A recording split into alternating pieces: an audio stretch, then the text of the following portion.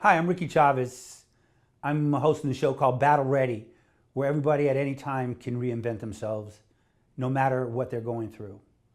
One of the things we're going to talk about today in this segment with Dan Moran, the owner of GOAT Athletics, is finding mentors.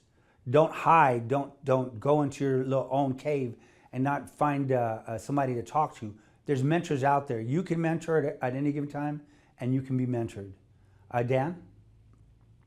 Hey, Dan, how's it going this morning? Great, Ricky. You know, in one of our other segments, we just talked about, you know, where you came from and where you're at now. And one of the things we talked about was, you know, surround yourself with the right people, you know. And I think one of the things that I like to really dive into right now is mentorship. Because at your level, you're mentoring your people, but talk about your mentors. How did you fall into the mentors? What did they mentor you on to get you where you're at? Right, right. Fortunate being in a large family. I had four older brothers, and I learned, and growing up, good, bad, or indifferent, aspired to be like, my brothers. I mean, that's what a little brother does, right? But I can look back on people that I've respected and looking back have mentored me over time. I had an influential teacher in third grade, Mrs. Garner, and she was very influential, and she taught me a lot of lessons. I had one week where I got caught chewing gum like 3 days in a row, and she made me spit it out. And she told me the last time, she said, if you don't have enough for everyone, you can't chew gum. So the next day I came in with two packs of Plenty Packs. I'm dating myself because people probably don't know what the Plenty Packs are, Right. but I had enough for the whole class, and we all chewed gum. So, but she taught me a lot of life lessons that in a 1 year period. I'm really fortunate and appreciate what she did. When I move on, I can look at high school, played athletics, played high school, college football, and Andy Brennan, my offensive line coach, where I threw out uh, his last quote, was very influential on helping me become and making me a man. And short story long, when I was 16 years old, my family knew that I'd get a scholarship playing athletics. Well, my parents moved from California to Arizona, and the football just wasn't that high of caliber out there. So they let me come back and live with my brother. And at the time, my brother was engaged and courting a gal, so I was kind of on my own since I was 16. My senior year, I would live with a friend and his family, the Ortiz family, best Mexican food in the world. Helped me gain about 20 pounds for college, which was good.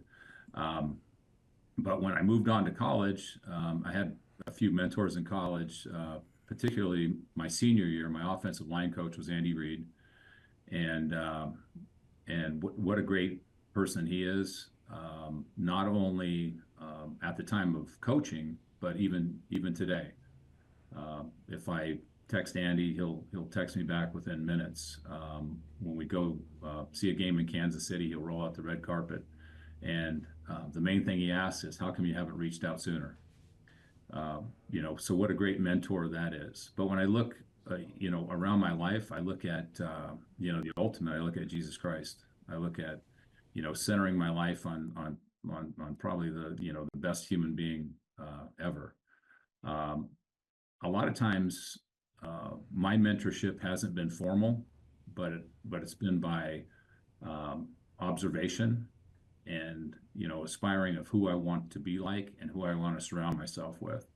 When I look at my friends and who I hang out with, it's just a great group of super successful people that we all feed on each other, and we all share, in our different successes and failures in life. I mean, that's probably the best way we grow, is failing. You know, you're talking about your group, and I actually know your group very well. And I think the one thing you said was super successful people. But as I look through our friends, at least 60% of them, or even maybe more, started at the School of Hard Knocks, didn't have anything, had to go through things, and were persistent. I know we talk all the time on strategies and stuff, and one of the things people fail to really get is people always say practice makes perfect, but you and I both know it's not practice that makes perfect. It's perfect practice that makes perfect. So it's very important that, when you're out there, it's you trying to find how you can do the best thing. And when you transitioned from selling the walls in the hotels to the equipment, your practice make perfect was the fact that you had to understand the equipment, your use, your competitors. And then during that time, have you ever had a mentor that was a competitor? I think in life I've had mentors, maybe not a competitor, but I've had mentors that that I didn't know, and they had no idea that they would be a mentor. When I look at companies and I look at individuals, with success brings curiosity for me. And if I have competitors that are super successful, I try to find out why. And again, I'm not a rocket scientist. I think sometimes in life, many times in life, it's not reinventing the wheel, it's just making it run smoother. So, if I can look at my competition or others in life who are successful, and there's a way I can plug that in and emulate it in my life, hey, I'm all for it. That makes a lot of sense. I know, and I think the thing that caught me out of this conversation was that you can adjust other people's successes to fit you. And I know when I was in the military, we were very competitive. We were military recruiters. We recruited for the Army, but the other service recruiters were also, everybody was fighting for the same pool. And we realized in Clovis, New Mexico, when we were the most successful, was we as recruiters got together and realized there's the right fit for everybody. The Army may not be the right fit, or Marine might be the right, whoever, but if you go with a steady front and make it a positive experience, more people take that opportunity to excel. You know what I mean? Right. So let's go back to the networking part and the mentoring part. When you hire somebody and when you're looking at people's resumes, the one thing I do know about you is you have a very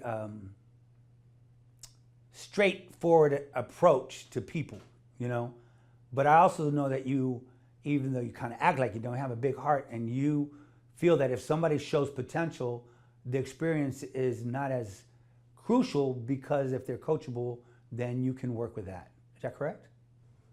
Oh, amen to that, Ricky. I will take drive and hard work over a pedigree any day. I've interviewed literally hundreds, maybe even into thousands of people in my lifetime. And just because you have a master's degree doesn't mean, you're worth $100,000, right? What we try to find is we try to find people with that moral fiber, that people that can make it happen. There's only three types of people in this world: people that make it happen, people that watch it happen, and people that wondered what the heck happened. I know, I hear that from you all the time. I surround myself in business daily with people that make it happen.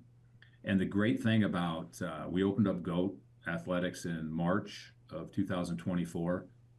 We handpicked and surrounded ourselves with people that can make it happen, people that we trust, and people that have drive, that me being the leader of this company, I don't have to babysit anyone, because everyone knows what to do. We know the challenges. We've had everyone help us in creating systems and procedures that are straight line, so we don't deviate into nonsense and meetings and things that you just don't need to do to be successful. So it goes back to you do a coaching approach to the people that you work with. You give them, guidelines and guidance on what you want them to achieve. You follow up on them. You mentor them through their hard times, and you move on. That's what's made your company successful, right? Right. And I think, Ricky, there's one big reason. It's the major reason why leaders fail in this world. It's because they do not communicate. My communication is daily, it's direct. I don't go to sleep without communicating and say, hey, I should have told this person that. You know, and the main reason why leaders fail is they don't want to communicate the tough conversations, whether that's bad news, whether that's corrective action, whether that, hey, they're the wrong fit for us. I can safely say there's probably 40% of the workforce in America that, given the chance, might be let go, right? But bosses look the other way and they don't have those tough decisions. When I look at things like evaluations, life lesson for me is early on, I worked in retail for a lumber yard. And I sat in when I was a trainee, I was a manager trainee, sat in on a meeting with another assistant manager. And he gave this department head an evaluation. And I had worked with the department head and he was doing a pretty good job. And there's some things, he could probably do better, but he was, on a scale from 1 to 10, he was a solid 7.5, 8. I mean, he took care of his customers. In that evaluation, the manager dropped the bomb on him and gave him a does not exceed expectations on his whole review, which would be like probably a 3.5 to 4. After the meeting, I just took it and, I casually talked to the department head afterwards and I said, hey, how did that go? And he goes, that was a total surprise to me. He'd never talked to me about anything of my deficiencies that he put on the evaluation. And from that day on, I was probably 23, 24 years old. I vowed that in leadership, I would never sucker punch anyone. And if there was a conversation to be had, I'm going to have it today. I'm going to have it tomorrow. I'm going to have it the next day, but I'm not going to wait to an evaluation to drop a bomb on an employee. And I just thought that was just bad management. As a director of HR for different companies, and I can remember talking to 2 individuals that got an evaluation that they didn't know anything was coming. They had never been coached, counseled, and all of a sudden they want to terminate them. And we walked through that and get that fixed. So we put programs in place. But coming back over to our networking spot, we're getting ready to start running out of time. I want you to relax a little bit. We're going to come back and talk to you in a little bit. And everybody else, we'll be back in a minute.